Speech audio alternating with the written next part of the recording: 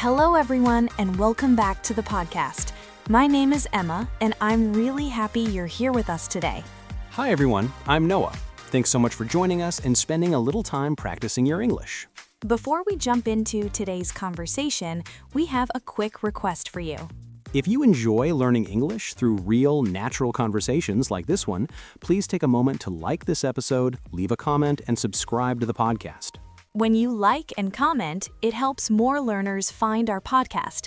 And when you subscribe, you don't miss future episodes that can help you improve your listening skills. Your support also shows us that these conversations are helpful, and it motivates us to keep creating new episodes for you. All right, let's get into today's topic. Today, we're going to talk about something that affects everyone who studies or learns something new. That's right. We're talking about study habits. How do you usually study? When do you study best? And what helps you stay focused? Everyone is different, and that's what makes this topic so interesting. So, Emma, let me start by asking you something. Sure, go ahead. What time of day do you feel most focused when you study? For me, the best time to study is early in the morning. I feel calm and my mind feels clear. That makes sense. Everything is quiet in the morning. Exactly. I wake up, have a light breakfast, and then study for about an hour before I start my day. I really admire that. I wish I could do that, but mornings are hard for me. So you're not a morning person at all? Not really. My brain needs time to wake up. I feel much more focused in the evening. What time in the evening do you usually study? Usually after dinner, around 8:30 or 9 p.m. That's when I can really concentrate. It's interesting how different people work better at different times. Yes, and I think that's an important lesson. You don't need to copy someone else's routine. Right. The best study time is the one that fits your life and your energy. And once you find that time, it's easier to stay consistent. So, Emma, when you study in the morning, how long do you usually study? Usually about 30 to 45 minutes. I don't like studying for too long without a break. Same here. If I study for too many hours, I get tired and stop paying attention. Exactly. I prefer shorter study sessions, but I try to study almost every day. That's the key word, almost every day. Consistency really matters. Yes, even on busy days, I try to study for at least 15 or 20 minutes. That's a good habit. It feels easier to keep going when the goal is small. How about you? Do you study every day? I try to study 5 days a week. On weekends, I sometimes take a break. Taking breaks is important too. Your brain needs time to rest. Right. Studying is important, but rest is part of learning. Now let's talk about the place where you study. Where do you usually study, Noah? Most of the time, I study at home, in my bedroom. Do you have a desk? Yes, I do. It's small, but it works. Is it usually organized? Not always. Sometimes it gets messy, and I notice that it's harder to focus. I feel the same way. When my study space is clean, my mind feels more organized. Exactly.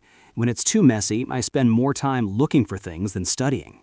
Do you ever study outside your home? Sometimes. I like studying at the library when I need total concentration. I love the library too. It's quiet and everyone there is focused. That atmosphere really helps. It makes you want to study seriously. Yes, being around other people who are studying can be motivating. Now, let's talk about something that makes studying difficult for many people. Distractions. Exactly. What distracts you the most when you study? Without a doubt, my phone. Same here. Even when I tell myself I won't check it, it's very tempting. I see a notification and suddenly my attention is gone. So what do you do to avoid that? I try to put my phone face down or leave it in another room. That's a strong strategy. I usually turn off notifications or use Do Not Disturb mode. Does that help? Most of the time, yes, but sometimes I still pick up my phone without thinking. It's such a common habit. Other distractions can be noise, TV, or even other people. True. When it's too noisy, I find it almost impossible to focus. That's when changing your study place can really help. We've talked a lot about focus, but breaks are important too. Definitely. I can't study for a long time without stopping. Same. After a while, my brain just needs a rest. How often do you usually take breaks? Usually after about 25 or 30 minutes of studying. That sounds familiar. Yes, it's similar to the Pomodoro method. You study for a short time, then take a short break. I like that method because it makes studying feel more manageable. What do you do during your breaks? I stand up, stretch, and walk around a little. I do the same. Sometimes I get some water or look out the window. That really helps you feel refreshed before you start studying again. Exactly. Breaks help you come back with more focus.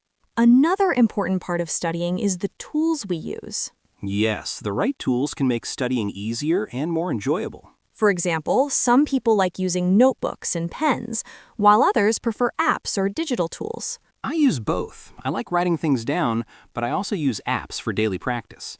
Writing helps me remember better. When I write something, it stays in my mind longer. By the way, if you're enjoying this conversation and finding it helpful, don't forget to like this episode. And feel free to leave a comment and tell us how you usually study. Sharing your experience helps other learners too. Also, subscribing to the podcast really supports our work and helps us keep creating episodes like this one. Your support allows us to continue bringing you rare conversations to practice your listening and improve your English. All right, let's keep going. So, Noah, what kind of study tools do you use most often? Now let's talk about something many learners think about: studying alone or studying with other people. Studying alone or studying with other people. I usually study alone. I feel more focused that way. I understand that. When I study alone, I can go at my own pace. Exactly. You can stop, repeat, or change your plan whenever you want. But studying with others also has advantages. Yes, you can share ideas and learn from each other. Sometimes studying with someone else helps you stay motivated. Especially for speaking practice. It's easier to practice speaking with another person. That's true. Studying together can make learning feel less lonely. But again, there's no right or wrong way. You just need to find what works best for you. One more important part of studying is motivation. Yes, staying motivated can be really challenging. Some days you feel excited to study and other days you don't. On those difficult days, it's easy to skip studying. What helps you stay motivated, Noah? For me, having clear goals helps a lot. What kind of goals? Small, realistic goals. For example, learning 5 new words instead of 50. That's a great idea. Small goals feel more achievable. And when you reach them, you feel good and want to continue. I also like to remind myself why I'm studying. Yes, remembering your reason can give you energy. Maybe it's for work, travel, or personal growth. When you connect studying to your life, it feels more meaningful. Let's be honest, not every study day is a good day. That's true. Some days studying feels very hard. Maybe you feel tired, stressed, or unfocused. On those days, it's easy to feel frustrated. What do you usually do when you're having a bad study day? I try to lower my expectations. What do you mean? Instead of studying for a long time, I study for just 10 or 15 minutes. That's smart. Doing a little is better than doing nothing. Exactly. Starting is often the hardest part. And sometimes, once you start, you feel better and continue. Yes, and if you still feel tired, it's okay to stop and rest. Rest is part of learning, too. Something I think many learners forget to do is reflect on their study habits. That's true. People study, but they don't always think about how they study. Taking a moment to reflect can help you improve. For example, you can ask yourself simple questions. Like, what worked well this week? Or what didn't? Exactly. Maybe a certain time of day didn't feel productive. Or maybe a study method wasn't very helpful. When you notice that, you can make small changes. And small changes can lead to big improvements over time. Studying is not just about effort, but also about awareness. The more you understand your habits, the easier studying becomes. Before we move on, let's share some simple study advice. Good idea. Nothing complicated, just practical tips. One thing I always suggest is keeping your study routine simple. Yes, when a routine is too complex, it's hard to maintain. Choose 1 or 2 techniques that work for you and stick with them. Another good tip is to prepare your study space in advance. That helps a lot. When everything is ready, it's easier to start. Also, don't compare yourself to others. Everyone learns differently and at a different pace. What matters is progress, not perfection. Even small improvements are worth celebrating. So Noah, we've talked about many different aspects of study habits today. Yes, we talked about when we study, where we study, and how we study. We also talked about distractions, breaks, motivation, and dealing with difficult days. The main message is that there is no perfect way to study. Exactly. The best study habits are the ones that work for you. Everyone has different routines, energy levels, and goals. So don't be afraid to try new things and adjust your habits over time. And remember, small and consistent effort can make a big difference. Before we finish, we'd love to hear from you. Please leave a comment and tell us what study habit helps you the most. Sharing your experience is great practice for your English, and it can also help other listeners. And if you enjoyed this episode, don't forget to subscribe to the podcast.